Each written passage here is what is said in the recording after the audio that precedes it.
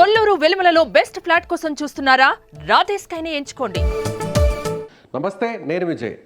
భూమి వైపు ఒక ఉల్క దూసుకువస్తుందా?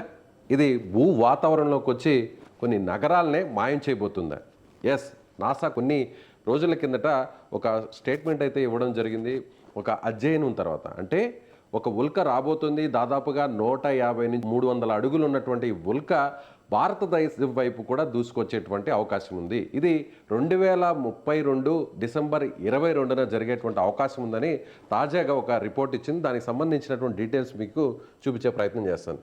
ఎస్, మనం నాసా వెబ్సైట్ని ఒకసారి ఓపెన్ చేస్తే చాలామంది కూడా నాసా సైంటిస్టులని, నాసాను కూడా ఫ్రీక్వెంట్గా కొన్ని క్వశ్చన్స్ కూడా రైజ్ చేస్తున్నారు. దానికి సంబంధించినటువంటి ఇన్ఫర్మేషన్ కూడా నాసా ఇక్కడ ఇచ్చింది. Is asteroid 2024 YR4 going to impact on earth? అంటే భూమికి దగ్గరగా ఉల్క వచ్చే అవకాశం ఉందా అనేటువంటి క్వశ్చన్ చేస్తే దానికి currently asteroid 2024 YR4 has a very small chance of impacting earth on December 22, 2032. చాలా తక్కువ శాతం ఇది భూమిని ఢీకొట్టేటువంటి అవకాశం ఉంది అనేది నాసా డైరెక్ట్గా చెప్పడం జరిగింది. As more observations are collected and the data is added to the orbit calculations, it's likely this probability will drop to 0.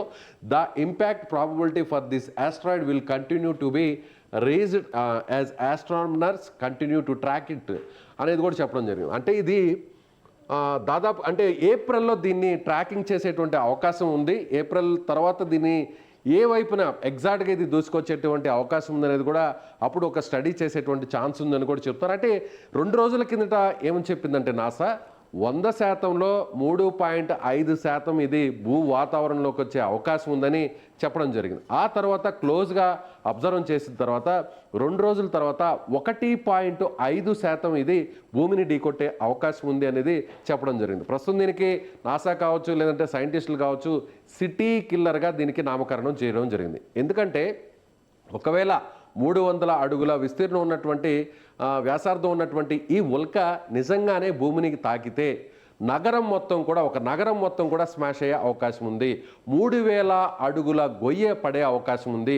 హిరోషిమాలో పేలినటువంటి అణుబాంబు ఎంత ప్రమాదకరంగా, ఆ విస్ఫోటనం ఎంత ప్రమాదకరంగా జరిగిందో అంతకు మించి 3 రెట్ల విస్ఫోటనం జరిగే అవకాశం ఉంది. తద్వారా మొత్తం ఒక నగరం అంతా కూడా పూర్తిగా స్మాష్ అయ్యే అవకాశం ఉంది అనేది సైంటిస్టులు అంచనా వేస్తున్నారు. ఇప్పుడు ఏ నగరాలకి ప్రమాదం ఉండే అవకాశం ఉంది ప్రపంచంలో భూమి మీద? ఎస్, మీకు చూపించే ప్రయత్నం చేస్తాను. ఎస్, మనం ఎగ్జాక్ట్గా ఇక్కడ చూడొచ్చు. దక్షిణ అమెరికాలోని ఈ ప్రాంతం గుండా, అంటే మనం ఇక్కడ చూడొచ్చు, దక్షిణ అమెరికాలోని బొగాటా అనేటువంటి ప్రాంతం నుంచి అబిడ్జాన్ ఆఫ్రికా మీదుగా, అంటే పసిఫిక్ మహాసముద్రం మీదుగా లాగోస్ ఆఫ్రికాలోని కార్చూమ్, ఇక్కడ మనం చూడవచ్చు మన ఇండియాలోని ముంబై లేదా కోల్కతా, ఆ తర్వాత బంగ్లాదేశ్లో ఉన్నటువంటి ఢాకా నగరాలకు ముప్పు పొంచి ఉంది అనేది రీసెంట్గా ఇచ్చినటువంటి స్టడీస్ ప్రకారం చూసినట్లయితే ఇది దక్షిణ అమెరికాలోని ఉత్తర భాగం నుంచి పసిఫిక్ మహాసముద్రంలోని కొన్ని ప్రాంతాలు, లేదంటే ఆఫ్రికాలో ఉన్నటువంటి కొన్ని ప్రాంతాలు మనం చూసినట్లయితే ఈక్వెడార్ కావచ్చు, వెనిజులా కావచ్చు, నైజీరియా, సూడాన్, అదేవిధంగా ఇథియోపియా, పాకిస్తాన్, భారత్, అంటే ఇక్కడే చూడవచ్చు. మనకి ఇక్కడ ఆనుకునే పాకిస్తాన్ ప్రాంతం కూడా ఉంటుంది. పాకిస్తాన్ కూడా ప్రమాదం పొంచి ఉంది. ఎగ్జాక్ట్గా చూసినట్లయితే ముంబైకి ఖచ్చితంగా ఈ ప్రమాదం పొంచి ఉంది, ముంబై నగరానికి.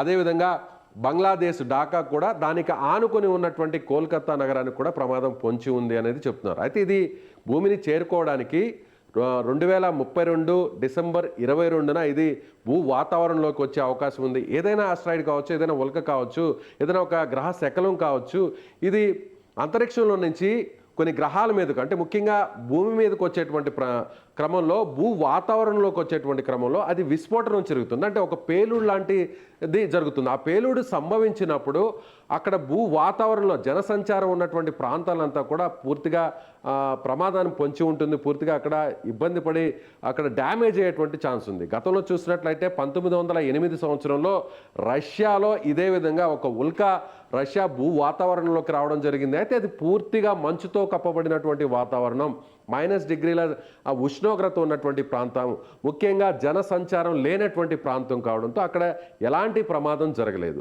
అయితే ఆ ప్రమాదం జరిగిన అంటే ఆ ఉల్క వచ్చిన తర్వాత ఆ పేలుడు విస్ఫోటనం జరిగిన తర్వాత ఆ ప్రాంతంలో ఉన్నటువంటి దాదాపుగా 30 నుంచి 50 కోట్ల చెట్లన్నీ కూడా పూర్తిగా మాడి మసైపోయాయి. ఒక రకంగా హిరోషిమా మీద ఏ విధంగా అయితే అణుబాంబు దాడి జరిగిందో ఆ దాడి జరిగిన తర్వాత ఆ భూ ప్రాంతం అంతా కూడా ఆ వాతావరణం అంతా కూడా తిరిగి మామూలు వాతావరణంలోకి రావడానికి ఎన్ని సంవత్సరాలు పట్టిందో మీకు తెలుసు. కాబట్టి అదే స్థాయిలో రష్యాలో కూడా అక్కడ సైంటిస్టులను ఆ ప్రాంతానికి పంపించడానికి ప్రభుత్వం ఆ ఉల్క వచ్చిన తర్వాత అంటే ఆ ఉల్క భూమి మీద పడిన తర్వాత అక్కడ గొయ్యి ఏర్పడిన తర్వాత 20 సంవత్సరాల తర్వాత అక్కడకు సైంటిస్టులను పంపించారు. అంటే ఈ 20 సంవత్సరాలలో ఒకవేళ అక్కడకు మనుషులు వెళ్తే మనుషులు కూడా చనిపోతారనేటువంటి ఒక అనుమానంతో ఎవరిని కూడా అక్కడికి మనిషి అనేటువంటి వ్యక్తిని కూడా అక్కడికి పంపించకుండా చాలా కట్టుదిట్టమైనటువంటి జాగ్రత్తలు తీసుకుంది రష్యా ప్రభుత్వం. అయితే ఇప్పుడు సరిగ్గా మళ్ళీ ఇప్పుడు మరో ఉల్క భూమిని తాకబోతుంది. ఇది సరిగ్గా 2032 డిసెంబర్ 22న భూ వాతావరణంలోకి రాకపోతుంది. అయితే దీనికి సంబంధించి కూడా ఇప్పుడు సైంటిస్టులు ఏం చేయబోతున్నారు, ఉల్క డైరెక్షన్ మార్చే ఛాన్స్ అయితే ఉండదు.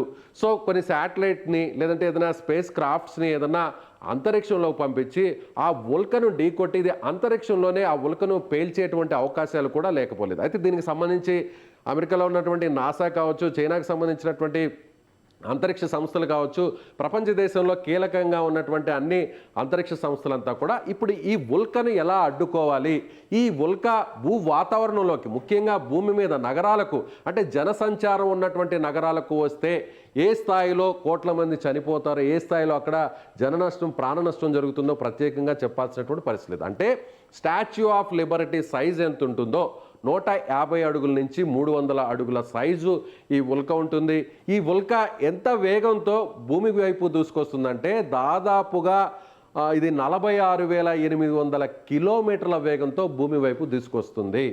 అంటే మనం ఫ్లైట్ ఒక 400 కిలోమీటర్ల వేగంతోనూ రైలు ఒక 120-130 కిలోమీటర్ల వేగంతోనే మనం ముందు పోతే ఎలా ఉంటుందో ఒకసారి ఆలోచించండి.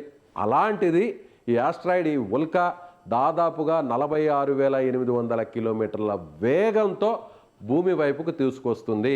ప్రస్తుతం ఇది 31 లక్షల కిలోమీటర్ల దూరంలో ఇది భూమికి దూరంగా ఉంది. ఇది సరిగ్గా భూ వాతావరణంలోకి భూమి మీదకు రావడానికి డిసెంబర్ 22, 2032 వరకు సమయం పట్టే ఛాన్స్ ఉందనేది ఇప్పుడు సైంటిస్టులు చెప్తున్నారు. సో నాసా ఇచ్చినటువంటి అప్డేట్ మీద మొత్తం అన్ని అంతరిక్ష సంస్థలంతా కూడా అలర్ట్ అయ్యాయి. ఈ ఉల్కను ఈ ఆస్ట్రాయిడ్ను డైరెక్షన్ మార్చడం ఎలా, లేదంటే దీన్ని అడ్డుకోవడం ఎలా, భూ వాతావరణంలోకి వచ్చిన తర్వాత దీన్ని ఏ విధంగా దీని నుంచి ప్రాణ నష్టాన్ని ఆస్తి నష్టాన్ని అరికట్టవచ్చు అనే దాని మీద ఇప్పుడు అధ్యయనాలు జరుగుతున్నాయి. దీనికి సంబంధించినటువంటి ఫర్దర్ అప్డేట్స్ కూడా ఎలా ఉంటాయో కూడా చూడాల్సినటువంటి పరిస్థితి. ముఖ్యంగా భారతదేశంలో ముంబై నగరానికి అదేవిధంగా కోల్కతా నగరానికి పొరుగున ఉన్నటువంటి బంగ్లాదేశ్ అలాగే పాకిస్తాన్ ప్రాంతాల్లో ఏషియాలో ఉన్నటువంటి ఈ దేశాలకు ఈ నగరాలకు ప్రమాదం పొంచి ఉంటుంది.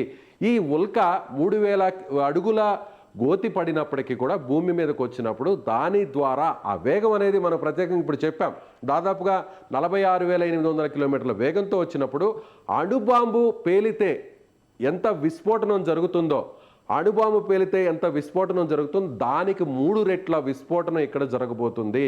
3 రెట్ల ఆస్తి ప్రాణ నష్టం జరగబోతుంది అనేది ఇప్పుడు సైంటిస్టులు చెప్తున్నటువంటి మాట. సో ఇంకా సమయం అయితే ఉంది, సరిగ్గా ఇంకొక 7 సంవత్సరాల వరకు అయితే ఉంది. డిసెంబర్ మాసం అంటే అందరూ కూడా భయపడేటువంటి ఛాన్సెస్ ఎక్కువ ఉంటాయి. ఎందుకంటే ఇదే డిసెంబర్ మాసంలోనే సునామీలు కూడా మనం చూసాం. సునామీ ద్వారా ఎంతమంది చనిపోయారో కూడా మనం చూసాం. మళ్ళీ ఇప్పుడు అదే డిసెంబర్ మాసంలో ఇప్పుడు సరిగ్గా మరొక ఉల్క భూ వాతావరణంలోకి వస్తుందన్నటువంటి వార్త అందరినీ కూడా కలవరపెడుతుంది. సో మీరేమనుకుంటున్నారు? ఇది భూమికి దగ్గరగా వస్తే జరిగేటువంటి నష్టం మీద మీకున్నటువంటి అభిప్రాయం ఏంటో ఖచ్చితంగా కామెంట్ చేయండి. Thank you.